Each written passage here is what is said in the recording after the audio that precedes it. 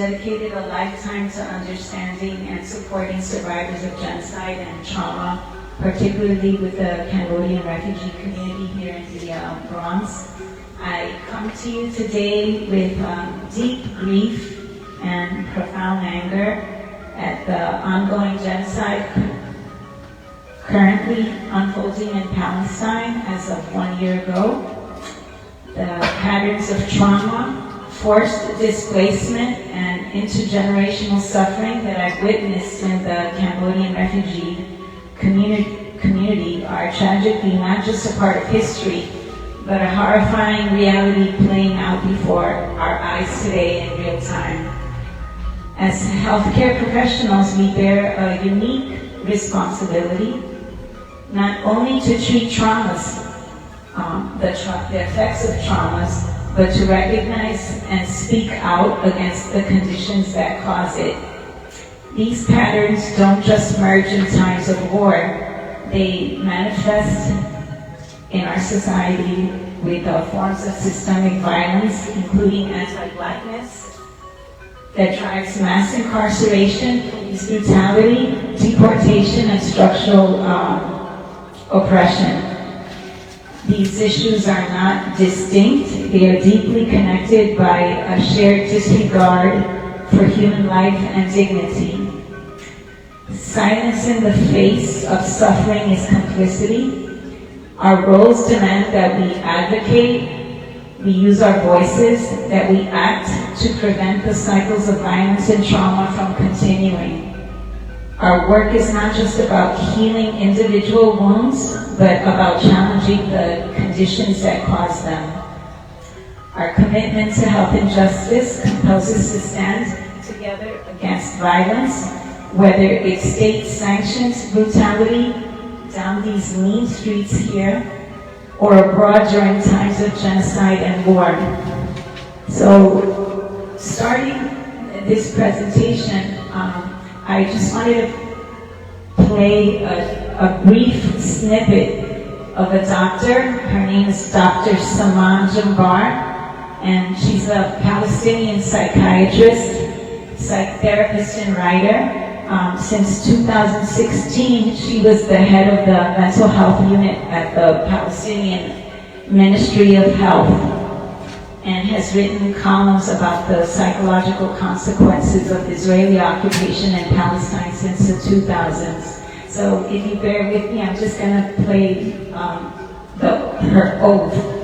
And it's an oath as a healthcare and mental health professional that I thought was poignant in these powerful times to listen to as a group.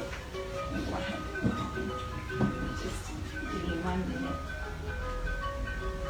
Can we turn off the beacon? Thank you.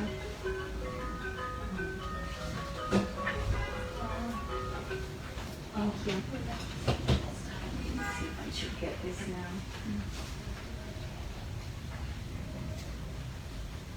Nationalism seeks to erase. In the spirit of justice and the quest for freedom, I take this oath as a mental health professional and a doctor. I vow to stand firmly against all forms of colonialism, racism, oppression, and exploitation, recognizing that my role is not merely to treat symptoms, but to challenge the systems that dehumanize and subjugate. I will never be complicit in or silent about acts of torture, and I will expose all forms of oppression and injustice. I will hold sacred the dignity, culture, and history of every individual and community I serve, striving to heal the wounds inflicted by oppression and supporting the reclaiming of identity and agency that colonialism seeks to erase. I will listen with deep respect to those who have been silenced, ensuring that their voices guide my actions and decisions. I will amplify their calls for justice, standing beside them in solidarity. I will foster the collective healing of traumatized communities, understanding that true restoration requires the mending of both the personal and the social fabric. I will advocate for justice and work to transform the conditions that perpetuate suffering and despair. I will honor the courage and resilience of those who resist oppression, recognizing their struggle as a vital and healthy response to injustice. I will reject any attempt to pathologize their resistance, upholding their right to fight for their freedom and dignity. I will conduct myself with humility and a commitment to unlearning biases and assumptions that may cloud my professional judgment. I will seek wisdom from those who have endured the weight of colonialism and oppression, allowing their experiences to shape my practice. I will learn from the experiences of liberated peoples and continue to develop my knowledge and expertise in serving the causes of justice and liberation. In all these endeavors, I will not use my profession as a tool of control, but as an instrument of liberation and healing. I will dedicate myself to the pursuit of justice, freedom, and dignity for all, until the chains of oppression are broken and every human being can live with honor and peace. Thus, I commit to uphold this oath with unwavering resolve throughout my professional journey, wielding my strength and passion to forge a more just and humane world. This is my promise, my invocation of liberation. Oath of Mental Health Professional. So, as I mentioned, it's hard not to acknowledge and talk about what's going on in real time about the genocide in Palestinian, particularly because you're in a Cambodian temple, and I feel like it's a safe space. I'm talking amongst family, and maybe perhaps you don't have to agree, but I thought it was very relevant because our talk is about the Cambodian community and the effects and impact of mass violence and genocide. So to start out, maybe we could just go around and introduce ourselves and your family practice, pediatrics or internal medicine. I'll start first. I'm Lottie Oki. I'm family medicine coordinator. I'm Caroline. I'm a social pediatrics intern. I'm Sonia. I'm social internal medicine, she, her. I'm Karen, social medicine. Hi, I'm Allison. I'm also internal medicine. I'm Nisha, internal medicine. Welcome. Ashley, also internal medicine. I'm Samaya, family medicine. I'm Renee. I'm also family medicine. Leah, family medicine. Sherry, family medicine. Michael, family medicine. Minnie, family medicine. I'm Danish, internal medicine. Julianne, family medicine. Nisha, social peds. Maya, pediatrics. Davis, family medicine. I'm Stephen, family medicine. I'm Leah, internal medicine. I'm Stephanie, family medicine. I'm Omar, I'm from internal medicine. Hi, I'm Sydney. I'm social peds. Thank you. And so before starting, this is a lot of material to cover. It's over 40 years when Lottie, we've been doing this presentation for the residents here at the temple for at least over 10 years, and it's a lot of material to go through. And so forgive me if it's a little fragmented and it's here over there, but it's just a lot to cover. And so let me just start. So first I want to take a moment to recognize the profound impact who is the former executive director of Mekong, New York City. Her name is Chaya Chow. She was a founding member and former executive director of Mekong, New York City. Her dedication and vision established the foundation on which the organization stands, paving the way for all of us. Her legacy lives on, guiding the work that we do. And she's now the current executive director of the Southeast Asian Freedom Network. And then I would like to acknowledge the staff currently from Mekong, New York City. she's over there in the end. Her name is Sochita Meng. She's the executive director of Mekong, New York City, whose leadership carries forward this important mission that ensures that Mekong, New York City continues to serve our community with the same passion and integrity. And one of the other staff, Anna Srey, she's a lead Cambodian organizer. And then you met Khemarin, Yes. the campaign director. And I also wanted to share a little bit of my own personal background that brought me to the work I've been doing over 3 decades as a social worker. And been based at the Family Health Center, which now is based on One Fordham Plaza, but originally was based, it was the first. Now we have a medical group. How many medical groups are we? They're like 20? 20, something like that, yeah, probably 50, 20, yeah. Right, when I started over 3 decades ago, it was like maybe 2, and the Family Health Center was one of the first ambulatory care clinics in the Bronx. I'm a native New Yorker, raised in the inner city of Washington Heights to immigrant working poor parents. I'm Chinese and Puerto Rican, I'm not Cambodian. Developing a strong social justice consciousness, like many other immigrant children from very early on. My parents and I helped my parents and the neighbors with translations from as early as age 9.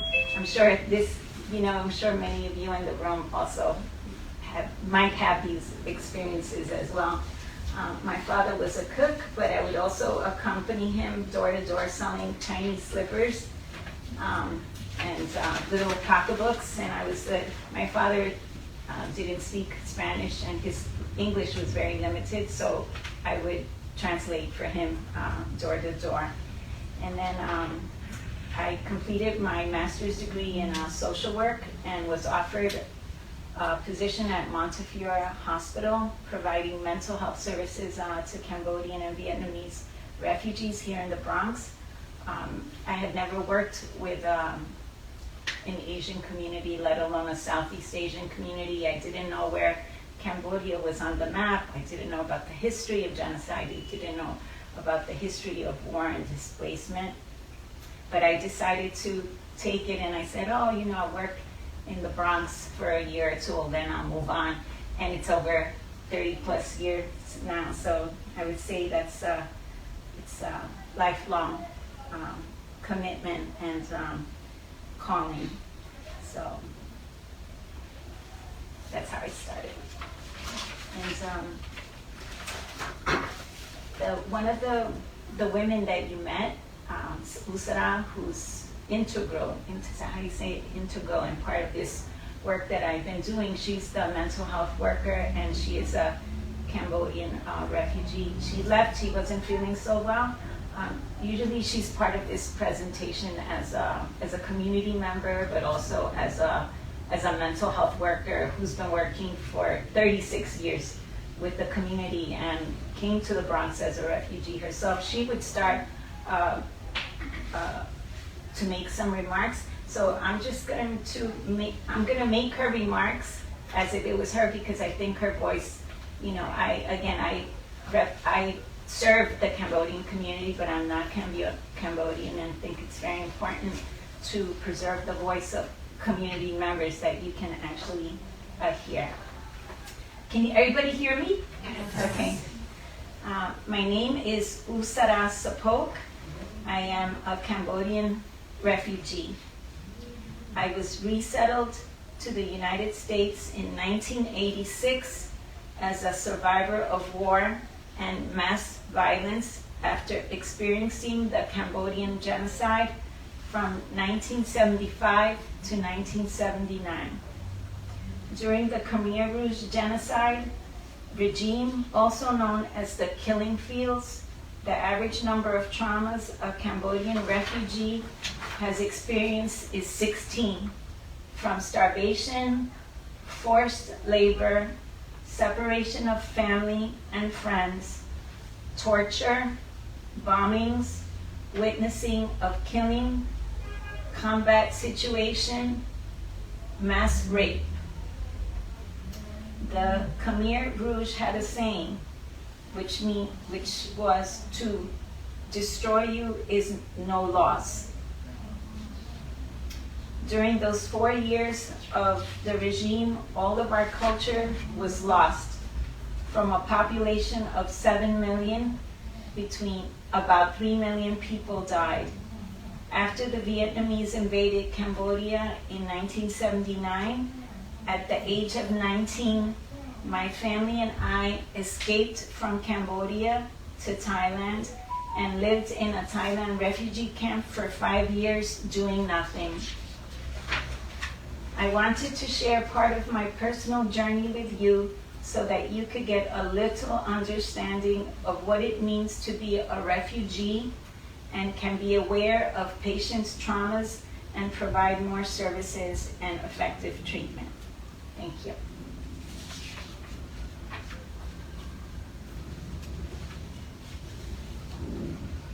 So, how many of you knew about the Cambodian community in the Bronx?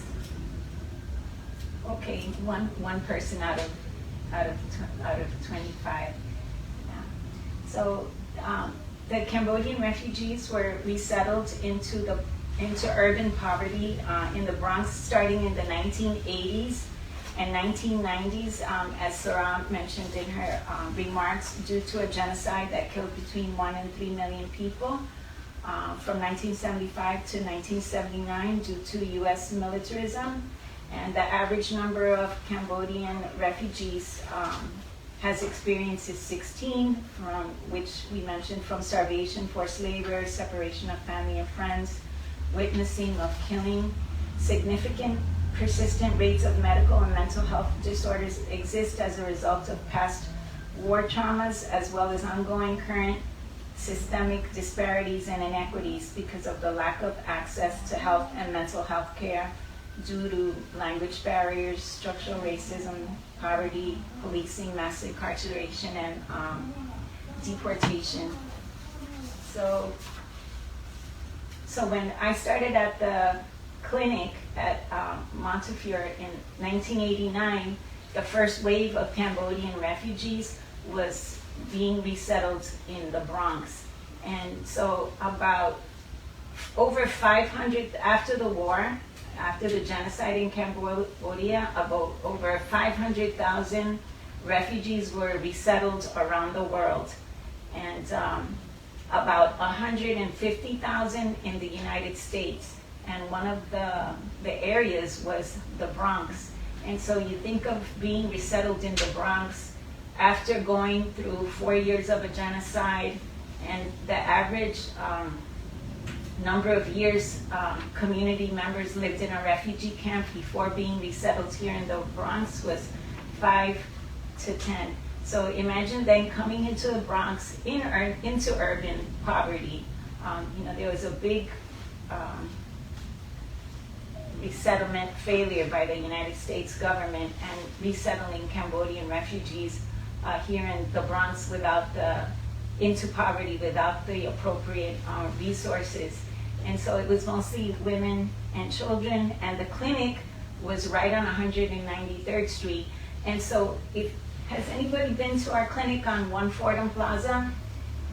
Okay, that building is right on One Fordham Plaza. It's a state building on the 5th floor. It's really not accessible as a walk-in primary care clinic in a community setting. So our original clinic that was there over 25 years was right in the middle of all residential buildings where Latinos, African Americans, and Cambodian refugees were resettled. So imagine you being a Cambodian refugee that has gone through all these horrors. And typically when people are resettled, the model of care has been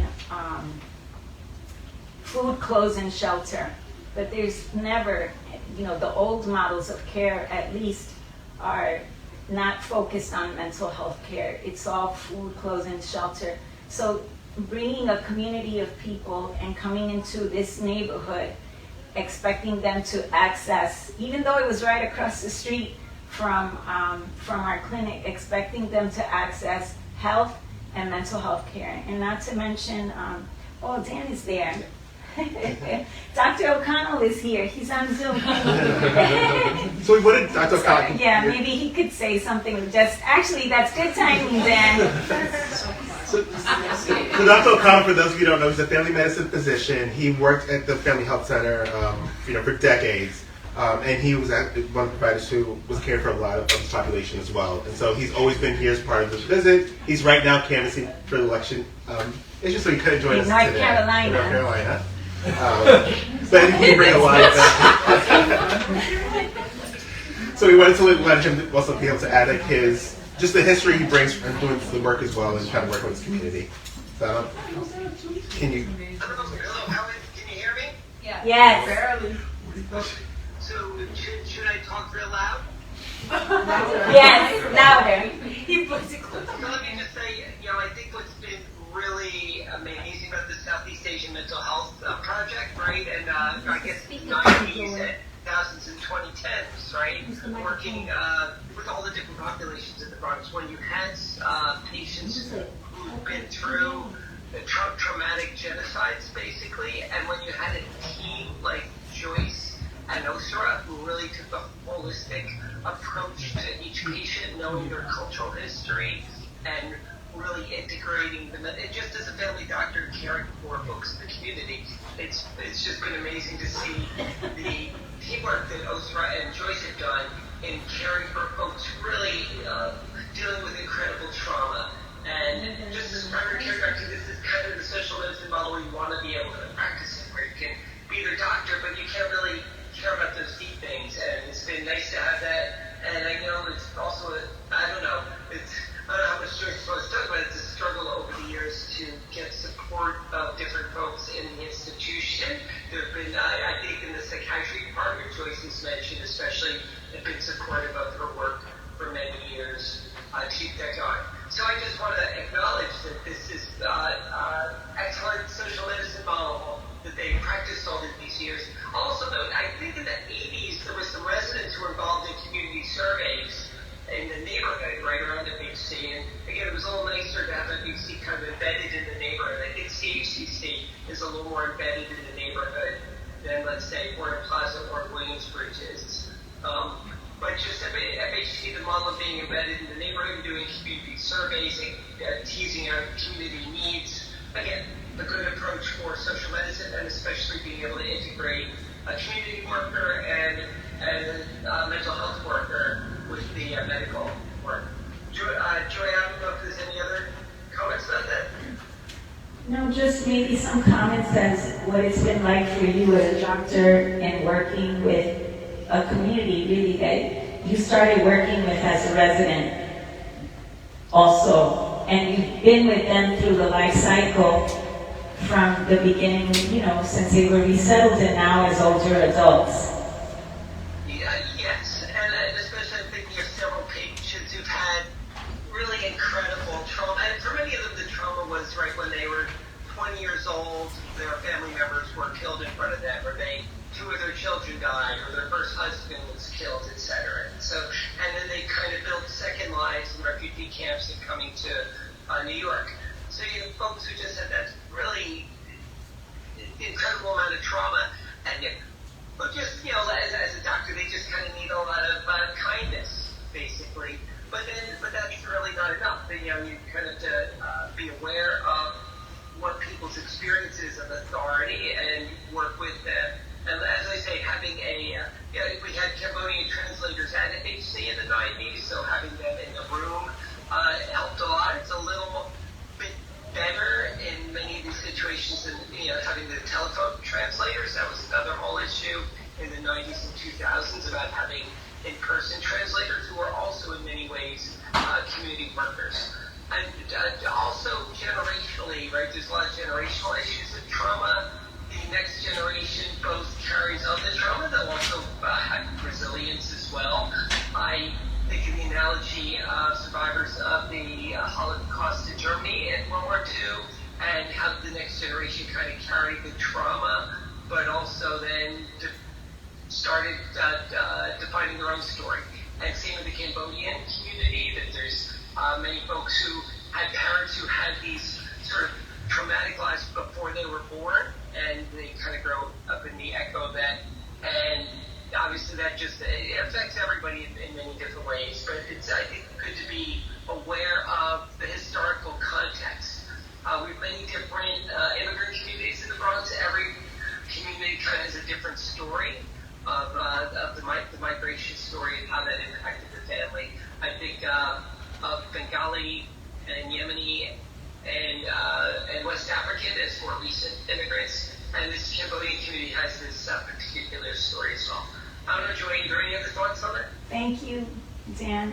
If anybody wants to comment on anything Dan said. No? Okay. Thank you so much. But let me just say, Yes. being aware of history and thinking why people's moved from one place to another, I think helps anchor you in patients' lives and, sort of how they're rebuilding their family structure here in New York as well. Thank you, Dan. Thank you. How's it going over there? How's it going? There's one door knock at a time.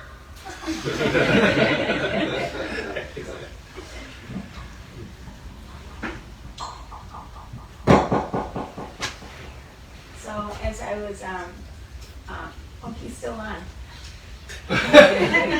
Okay. So as I was saying, when the Cambodian community was first resettled and they had this primary care clinic, but you could have a primary care clinic right in front of you and not access health care or mental health care. And particularly for myself, who didn't know anything about the Cambodian community, having the mental health worker who was there a year before me and establishing a very solid relationship with her, and going to, at the time we developed a motto, eat, work, and play with the community, and really getting embedded in the community and going to weddings, going to Buddhist ceremonies at the temple, doing home visits, really was something that really at the time anchored us in the community and helping to people to learn to trust us. And so I would say back then at that time, we were doing something that's now very widely recognized, but it was really the decolonization of mental health. And I say that because we modeled our service after the Harvard program in refugee trauma, which are, my respect for that group. They are pioneers in the field of research in mental health with mass survivors of mass violence. And it was really important to be able to anchor ourselves, and the way that we practice it was very non-traditional and just off the beaten path of traditional Western psychotherapy. And when you decolonize mental health or healthcare or other areas, you're really acknowledging and respecting and integrating other communities' sense of spiritualism, their religious practices. You're looking at power inequities, and so we've been together with primary care doctors in family medicine, integrating, which is now called BHIP, right? We do it. But Montefiore actually at that time in the 90s was a very progressive institution. And this was work that was cutting edge, really. And now people talk about it, but this work has been being done from, over 30 years ago. And unfortunately, not bad-mouthing Montefiore, but there's a departure from practice of what Montefiore used to be and how they practice, now.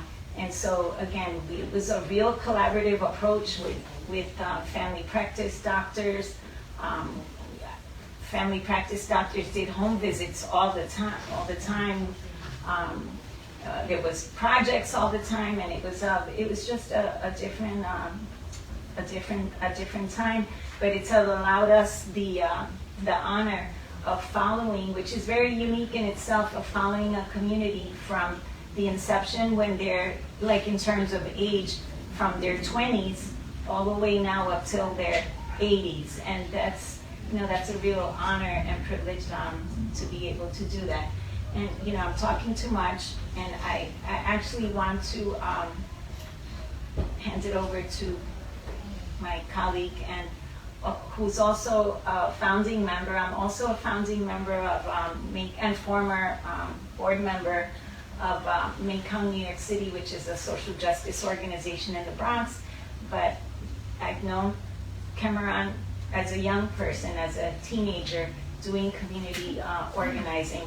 So it's a privilege for me to be able to share space and hold space with him and at the temple. So thank you. Thank you, Min. Yeah.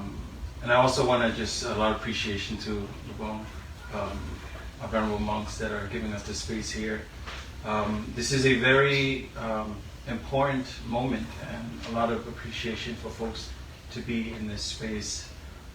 So just to uplift a lot of the things that Joyce just shared. Next year we actually mark the 50th anniversary of the wars in Southeast Asia, and so that lineage of secret bombings, the Vietnam War, inception of Khmer Rouge, all of those things are very much integral in thinking about what the Southeast Asian community looks like and how did they continue to be impacted by war, genocide, intergenerational trauma. And a lot of our work comes very at that intersection, really understanding that in order for us to work with traumatized community, you also have to organize in a healing and holistic way. So a quick little history for me, to Ming Joyce. I actually got started in the early 2000s as a youth organizer at the same time when the wave of refugee resettlement of Southeast Asian folks that came to the United States and came and resettled in the Bronx. Literally where this temple is and this 5-mile radius is the center of where a lot of Cambodian Vietnamese refugees came and resettled. And over the years you hear about a lot of the resources and support that was infused at that moment. That's when you heard around the Indo-Chinese Mental Health Clinic that was built and established by Montefiore at the Family Health Center at 193rd and Creston. And it was an important institution space.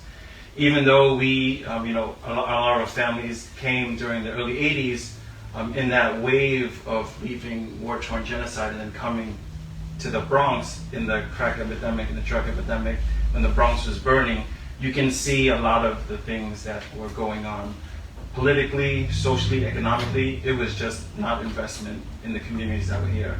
And oftentimes you had other communities of color really just fighting for scraps and really, conflicting in those things. But the Bronx Temple like this, the Family Health Center at 193rd really stabilized the community, right? Those were safe spaces that community can come to. It was very open door policy for folks to come in and support. At that same time, when the Family Health Center was working, Joyce Umsara, also founding board member from Mekong, a lot of the work was like really integral of building the community, making sure they're at their every moment and every need. At that same time, in the late 80s, there was a Pan-Asian organization in the city called CAV.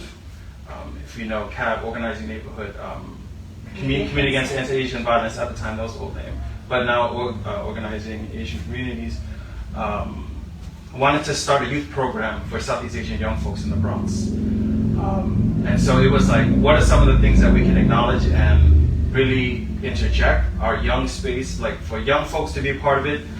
So that's actually where child executive director and a lot of other young Southeast Asian folks started to really come together and learn about, okay, how can we really acknowledge what's going on in the space that we're here in the Bronx? What are the issues? What are the systems of oppressions? What are the conditions that we're living with that is actually impacting our everyday life? While also going back home and understanding that we ourselves are dealing with intergenerational trauma. Our parents are still unwell, trying to get them along the service of like supporting them at their needs, right? So there's so many things that are at play when you deal with Southeast Asian community. So from the late 90s all the way to the 2000s, it was really trying to not only assimilate the community, right, but it's also understanding that this community have so much to give. Like one of the things that you see here is like welcoming folks to sit down and have a meal, right? That is such a culture stuff for our folks. And culture and practice and rituals and spirituality and religion is one of those things that tie folks back to the motherland, right? And it really ties community together. You heard the Venerable Gandala shared earlier around like what are some of those practices and principles of Buddhism, right? Compassion, love, joy, happiness. But then understanding like you can't combat violence and hate and fear with hate and fear. And a lot of our work and community work that we do is from like love. It is from being able to acknowledge what is the work that needs to happen in a way that we're calling people, community and family in. So we're actually making the effort of healing them. So a lot of that organizing effort with, working with the Family Health Center, all these young folks that are coming together and are energized. I got, introduced because my aunties were working with a bunch of the young folks in the late 90s. I came in the early 2000s and I was just like really, really struck at like, holy shit, there's like Southeast Asian young folks coming together and actually fighting for a cause, fighting for community, fighting for family, fighting for the injustice that we do. Like, we've been here for 45, 50 plus years, but it feels like the conditions that we're still living in are very much the same when folks came and resettled in the early 80s. And we're just a small sliver of, the big melting pot of what the Bronx is, and other communities of color that are also experiencing those waves of resettlement, right? At the same breath, when we see Southeast Asian folks coming into the Bronx, we also saw a wave of South Asian folks. We saw a wave of African communities that were coming in. And so a lot of those same systems that were impacting the Southeast Asian communities in the early 80s are very much the same systems and mechanisms that impact us.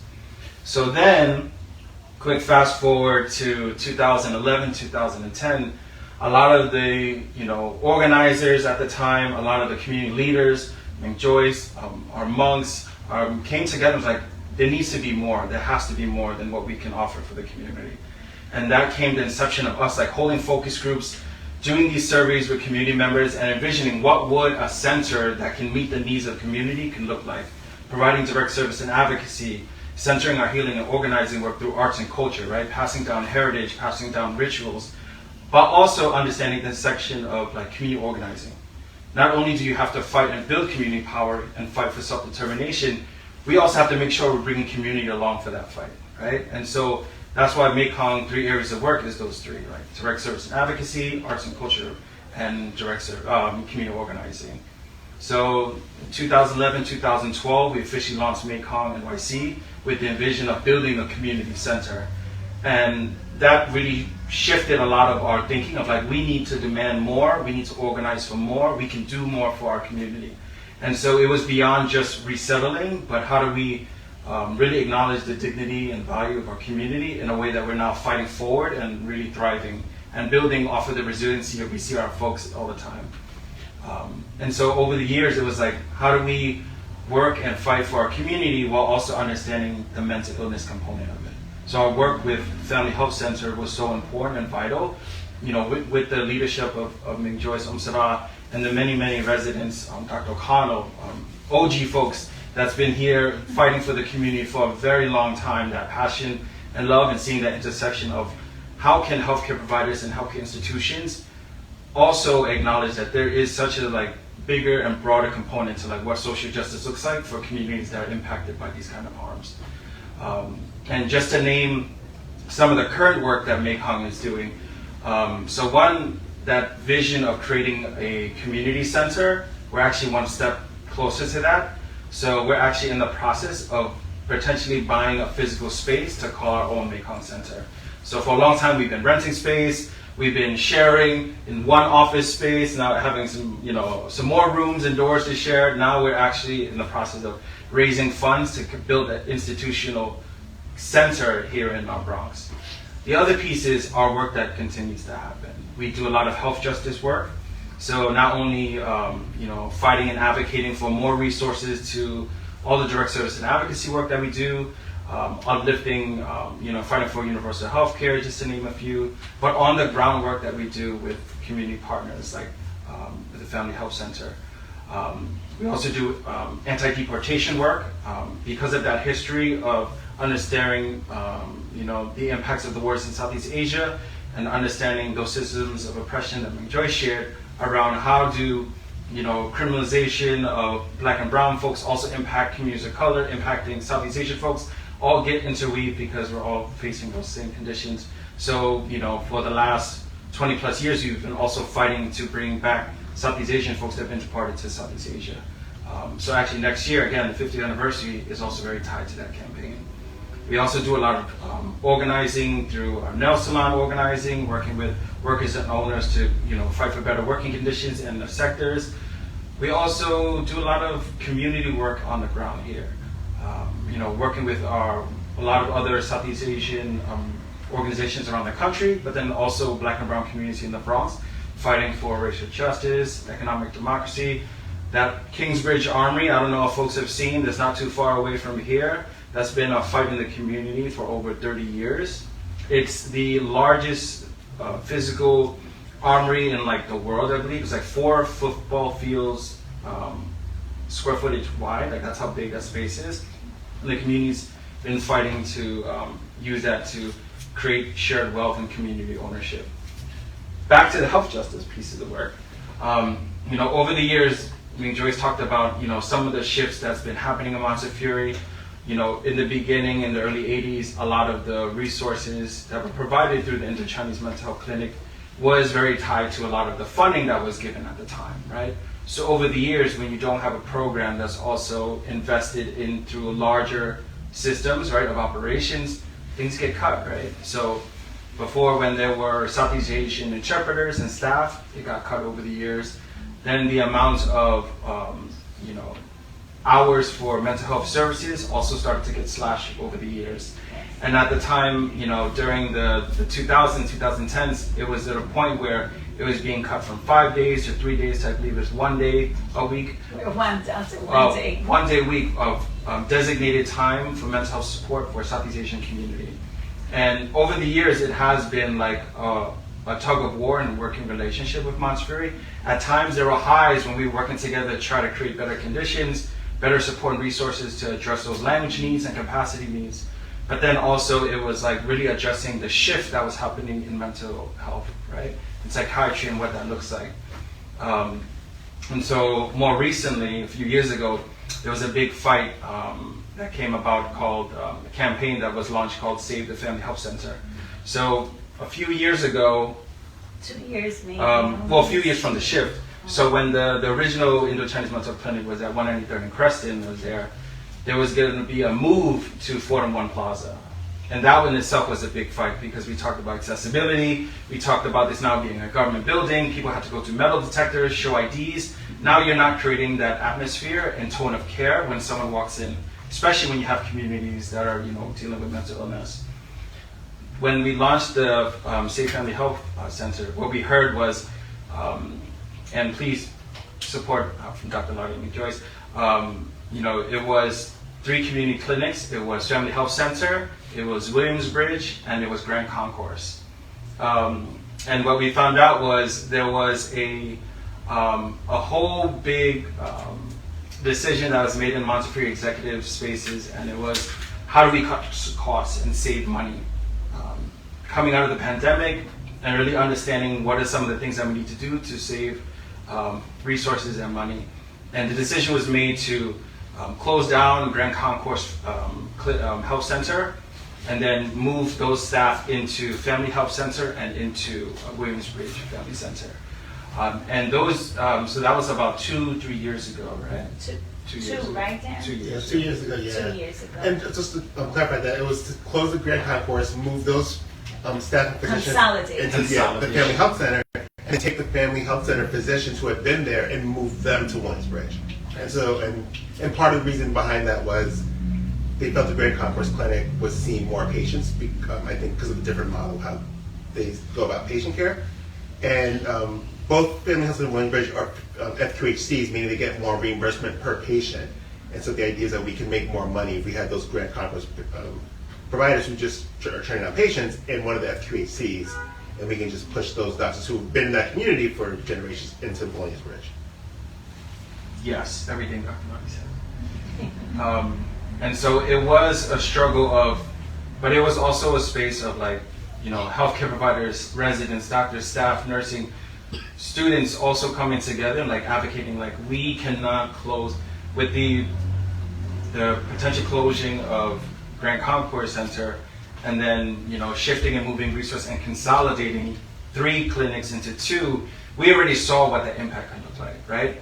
We already talk about how healthcare professionals and providers are already dealing with overstaff, right? Under capacity, under resources, especially hearing some of the horror stories from the pandemic and COVID, right?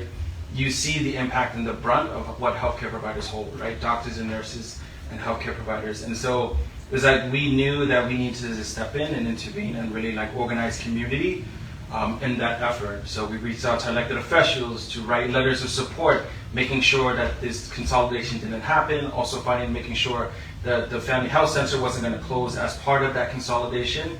And it was a lot of energy and effort. We did, op-eds, we spoke with a lot of, reporting, and there was a lot of organizing effort and energy to it.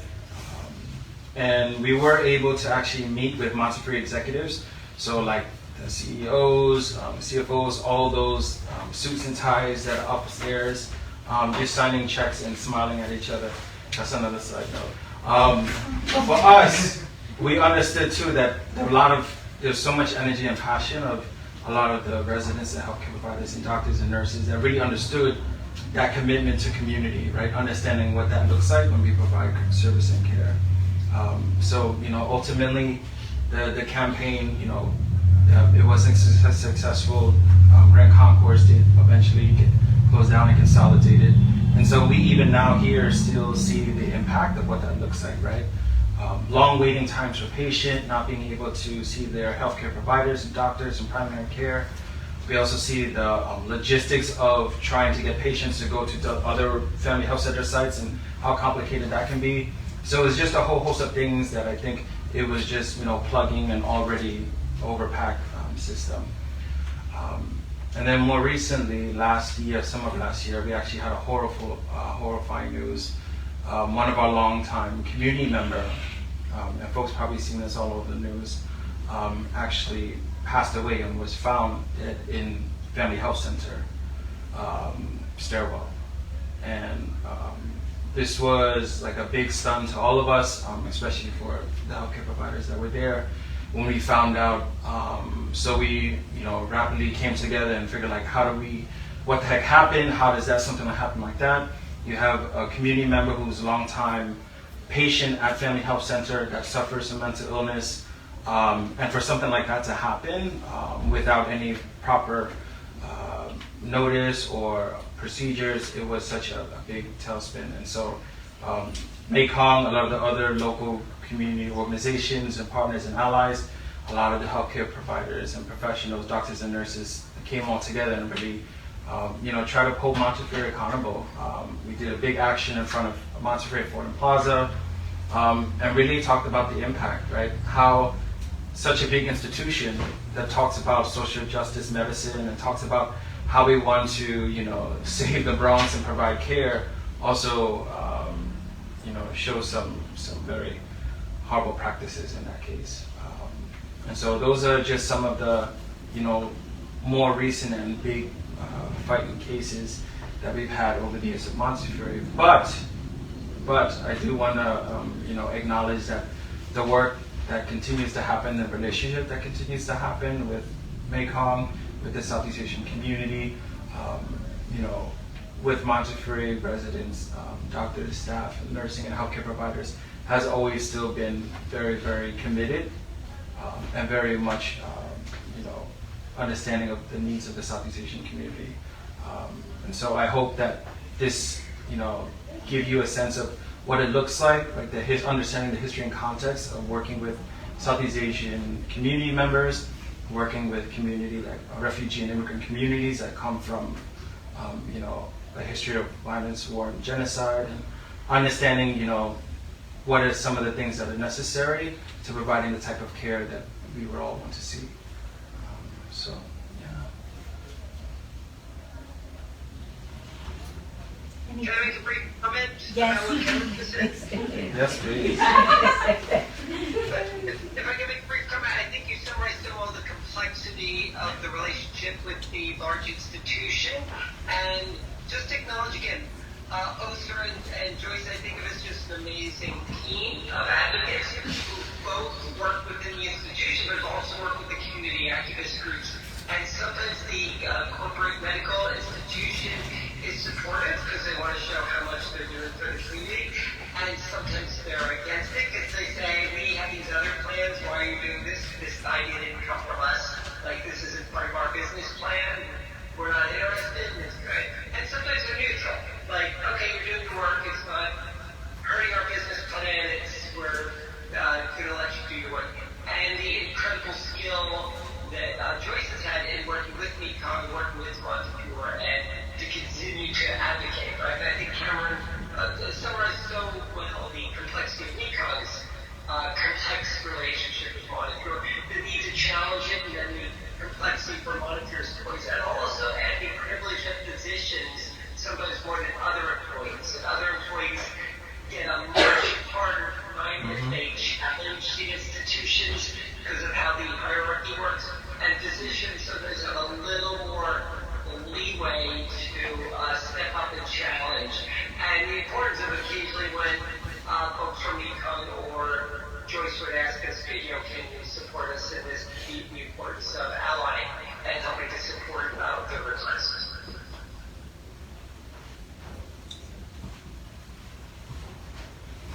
Any comments, questions, or feelings that come up that you'd like to share or ask?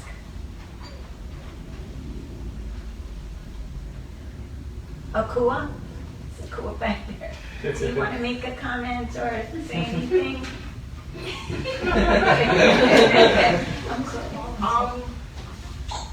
I will add that, like, the work that Mekong has done is always, first of all, it's always great being welcomed into the space. And I'm always just humbled and grateful for, the love and the nourishment that we receive. With regards to Mekong's work, I'm always, what's the word I'm looking for? Just proud of, like, the level of inclusivity that you guys have, because, like, y'all have a very unique experience, right? Not when it comes to the oppression, but as far as, like, the story of, your Cambodian refugees and things like that. And I've always appreciated the level of inclusivity and, like, you guys have had in tackling, like, anti-blackness and all that jazz, whether it's in your deportation work, your clemency work, and just really being able to bring so many of us together. Because, like, so that's something that always, like, I guess,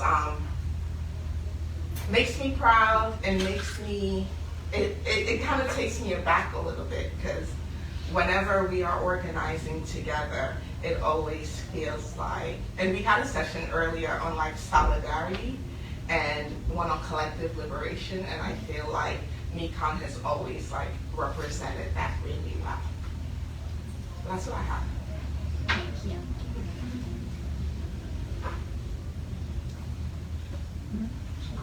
Yes, please. Thank you again for welcoming us into this space. I have a question. I guess I understand in the abstract, like, it's obviously important to decolonize healthcare, especially mental health. I guess I'm curious to understand, like, what does decolonized mental health practice look like to you, kind of like in a more tangible, day-to-day sense? So for us, for our practice, Usara, who is the mental health worker, a decolonized practice is, I'm not Khmer, I'm not Cambodian, I don't speak Khmer, and so it's having had a mental health worker from the community that's been trained that is my co-therapist.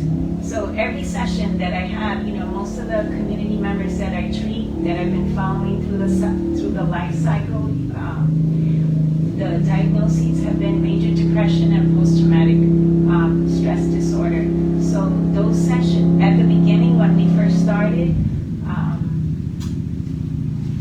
including the monks, let's say for rituals, Cambodian culture is rich in rituals, in Buddhist rituals, going to the hospital and doing a home visit for somebody sick, and the monks coming to the hospital and integrating them as part of the healing. In my old office on 193rd Street, we used to have a Buddha in the office, and so sometimes at the end of a session, we would end it with chanting to the Buddha as part of meditation. Having rituals around music, around food. Women's, it was a small research study that we did on a Cambodian women's wellness circle, but it's to encourage to continue to develop and foster the emotional resiliency of Cambodian women. And just being in the community. So I know as residents, this is not something, especially in family medicine, something that was encouraged was going out into the community. And it's not anybody's fault that productivity standards are off the charts and off the roof, and you don't get to come out of your office and you have 15 minutes with patients. It's so challenging. But even in that space, coming together and talking about what is being culturally, I don't want to say sensitive, culturally competent, what does that look like for the communities that you work with? And so getting involved in the communities and going out in the neighborhoods and walking around and really listening with cultural humility and cultural naivete is really important in connecting with the communities that you serve. So just the fact that Usara, the mental health worker, is my co-therapist, that goes along the hierarchical structure of what Western psychotherapy is, right? Because we sharing power in the office. It's not like, oh, I'm the therapist and she's the mouthpiece. It's not at all like that. She's very well trained. She's included. I'll ask her, what are your opinions? What do you think about this community member that's coming in, about what she's saying? And it's a very team. Team approach. What else? Can I add to that? Yes, please. Another piece to think about is when you think about medicine.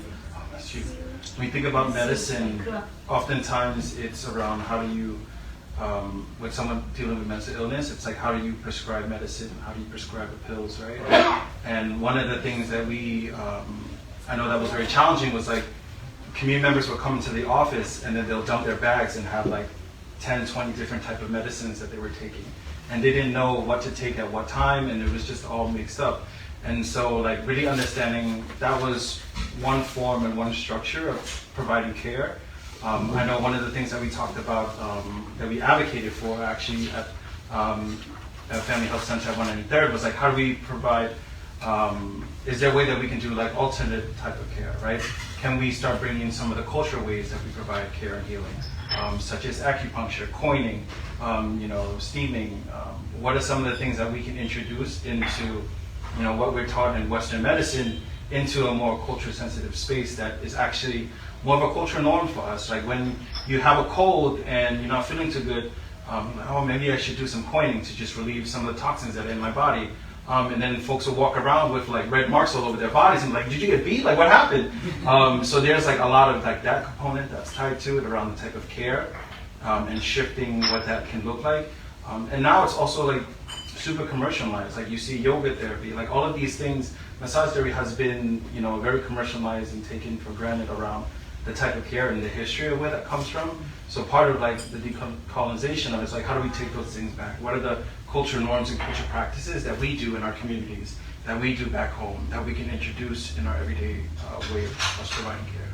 Yes, and also when you come from a background of forced displacement, there's also like a sense of loss of identity, and so as Khemarin said, in the work that we've done, is encouraging their own healing practices.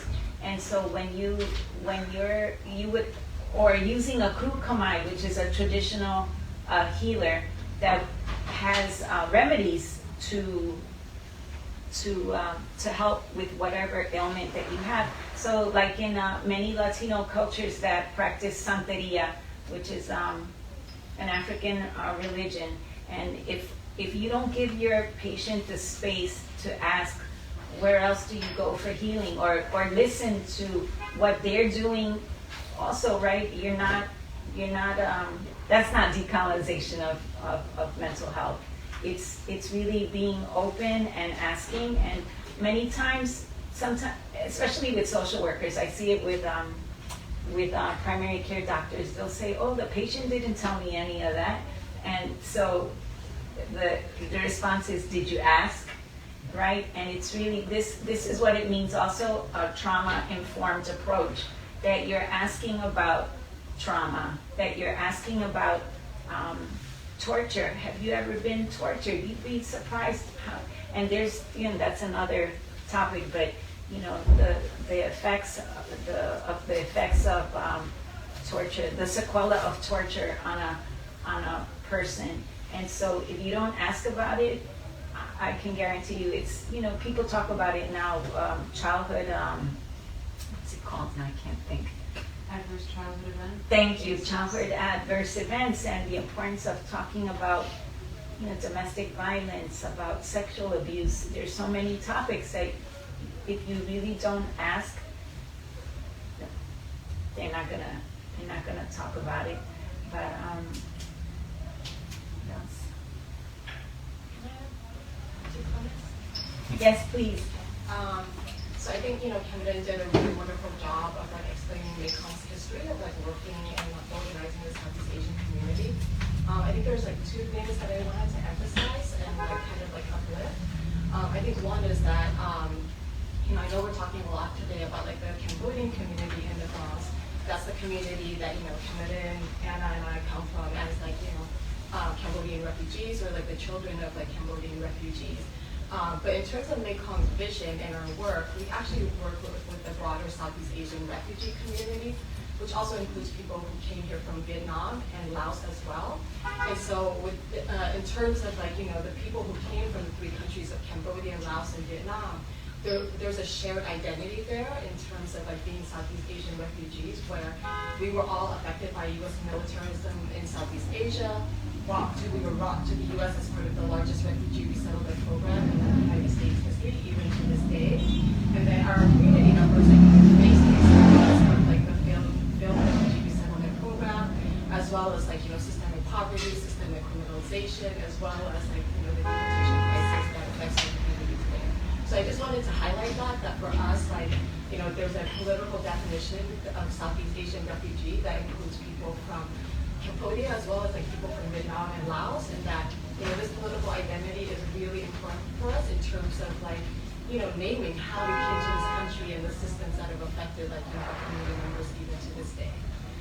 So that was one thing I wanted to highlight. The other thing I want to highlight is that we talk about how our community members face displacement 40-something years ago, but I think for our overall Southeast Asian community, including our community here in the Bronx, there's a cycle of instability, displacement, and violence that continues to affect our community even to today.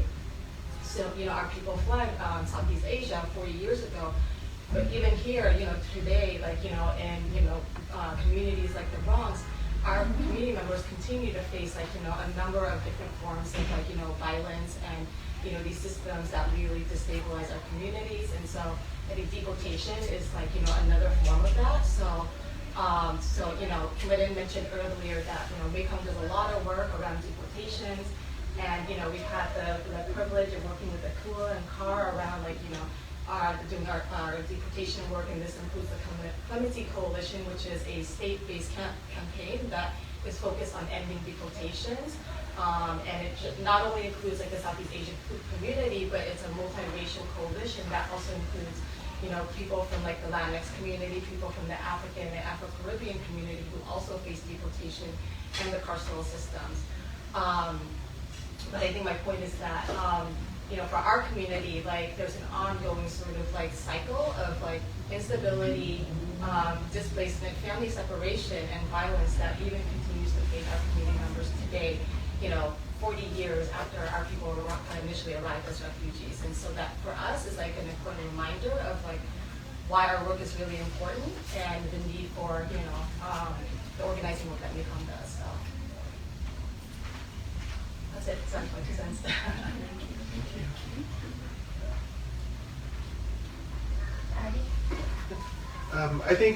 I guess it's something else to highlight, and I think what actually even drew me to Montefiore, and I wanted to talk a little bit about the old Family Health Center and highlight the idea specifically of what it means to have a clinical space that's for the community. If you think about our clinics now, like I can speak from Williamsburg, the current FHC, right, you can't really come in unless you have a direct reason to be there for a visit, right? There's a security guard right there. Like when I used to precept at Fordham, when the residents were at that new Family Health Center, like I couldn't even go into precept residence without showing my ID and signing the paper of why I was there. Versus the old Family Health Center, where they would regularly have like after hours like spaces for the community to come in. They did like, things that for free. So things like I remember seeing Zumba classes, seeing weight management classes, seeing exercise classes, acupuncture, and these weren't visit based. Like, there's nothing was being billed. You'd have to pay. You'd have to sign it. You just could these are the times. Come if you want to do it. You know, Juan Robles, Dr. Robles had kind of created this Bronx Community Health Leaders Program for kind of youth in the Bronx who are interested in healthcare as a way to, as a pipeline program, and a lot of times they'd be the ones to run the groups, and just kind of imagine like looking at what a true space for the community could look like. And I think when you even think of how the Family Health Center even started doing work with, I think, the Cambodian community was because realizing, oh, there's this group in the community that needs the resources, how can we go out there and provide that services for them? And I don't know today how easily that would happen today, and the way our clinics are set up now. So when we start thinking of what a decolonized space actually looks like, I think that's what I think about, like how easy is it for a community, for us to do work in community spaces if we don't even let people in unless they have a direct reason, monetary-wise, to be there for us.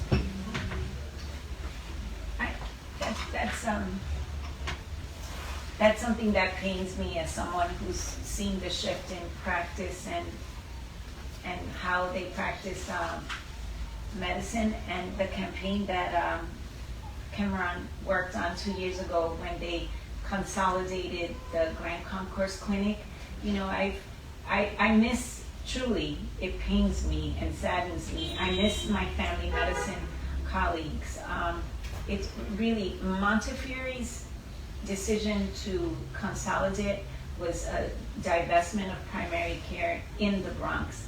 You know, there's a lack of primary care doctors, and why should one clinic that is internal medicine, and no shade to internal medicine amongst you, but just internal medicine that is not trained in social medicine, their approach, it's a complete departure of what our family medicine colleagues that are so patient-centered and follow families through a life cycle, to see them now like take over our clinic and to have patients that don't have follow-up care, that don't have a family practice doctor anymore. They can't make it to get to the Williamsbridge Clinic, and when our clinic was a hub of, it was life, you know, it was residents, precepting, and so many projects, and it was really community based. So it's been hard these last 2 years working at the clinic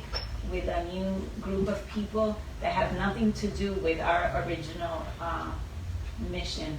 But here you are, and so you're bringing in new life and new ideas, and you know, we really hope that as you continue your training and your practice, that you'll keep these things in mind, because the historical context is very important, and it adds to what you could do and what you foresee in the future.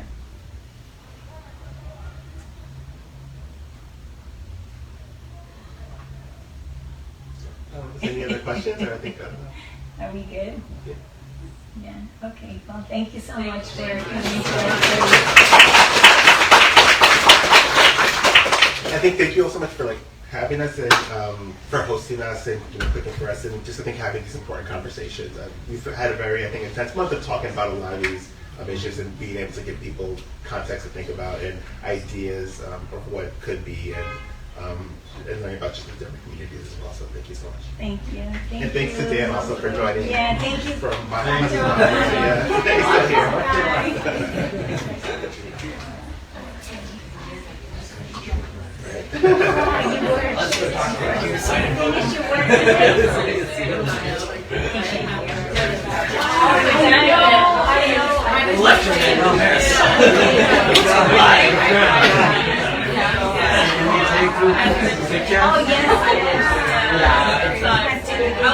Okay. We want to take a group picture with everyone. So. We'll have dance after that too.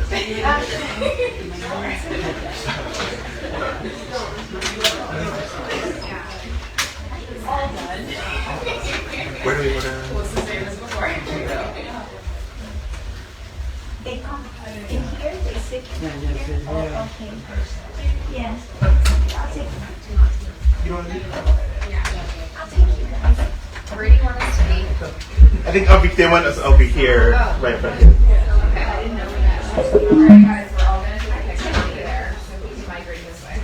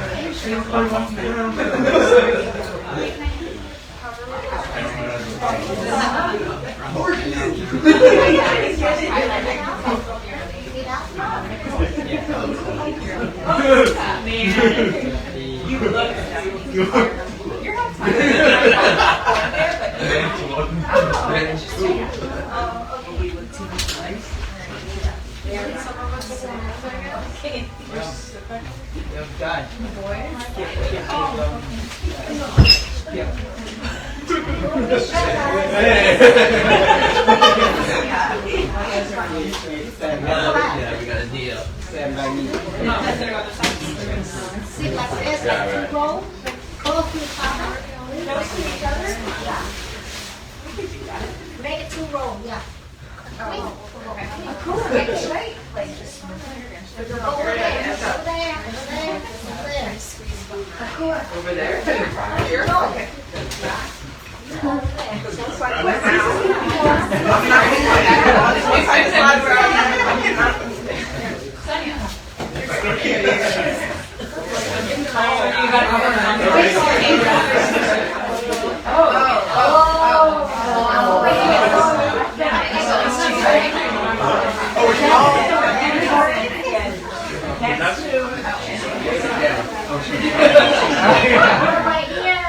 here.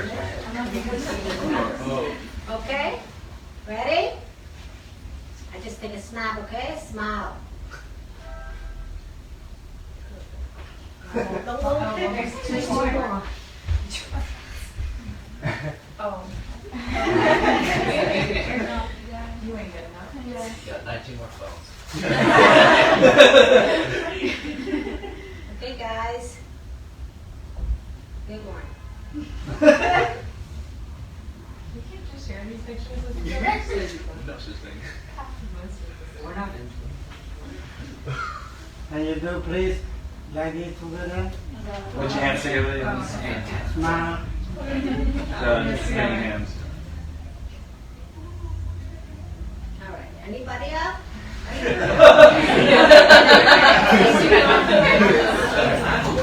That's right. Well, some of those songs are like this. Like this. You hold it right? Solidarity.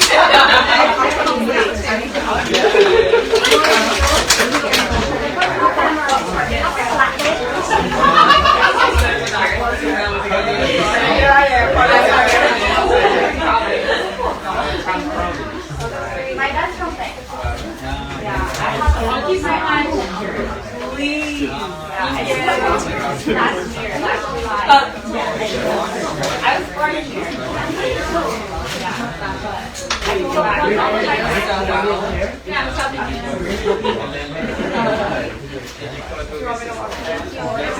Yeah, last year, July.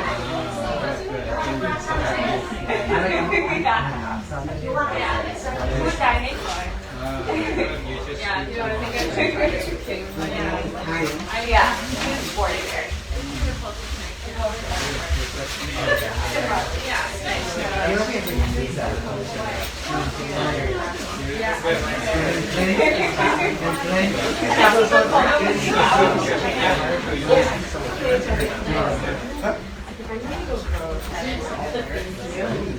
I took all the things on the counter. Oh, yeah. Thank you. Thank you very much. Yeah, that was Thank you very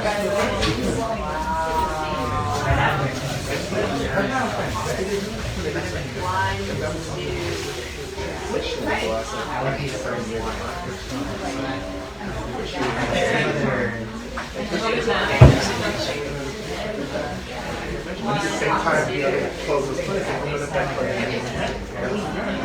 enjoy that actually. So, they have the right, they have their own separate schedule versus all the other. I work the children's hospital on Bainbridge. When did you come here? Is that an important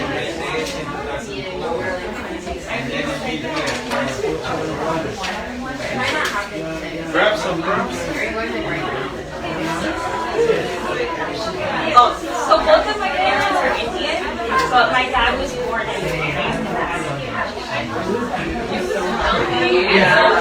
Yeah, I was like, they did that. They made that.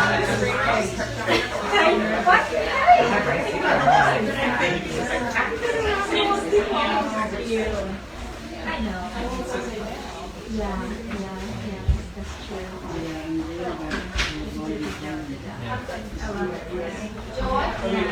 Why did you ask somebody? Thank you for the cookies. I know the cookies.